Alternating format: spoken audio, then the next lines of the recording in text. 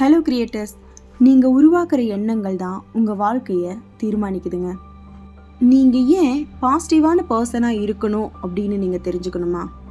ஏன்னா உங்கள் வாழ்க்கையில் எந்த பிரச்சனை வந்தாலும் நீங்கள் ஃபேஸ் பண்ண ரெடியாக இருந்தாலும் உங்களை சுற்றி இருக்கிறவங்க எல்லாருமே பாசிட்டிவான எண்ணங்களோடு இருக்க மாட்டாங்க.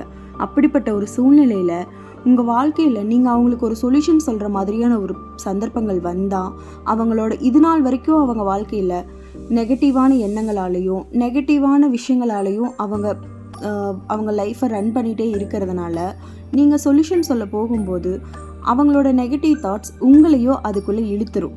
அதனால தான் நீங்கள் இன்னும் பாசிட்டிவாக இருக்கணுங்கிறது ரொம்ப முக்கியமாக இருக்குதுங்க.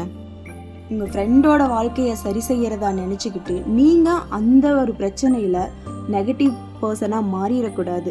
முதல்ல உங்களை நீங்கள் மாறலைன்னு உறுதி செஞ்சுக்கோங்க. தேங்க்யூ.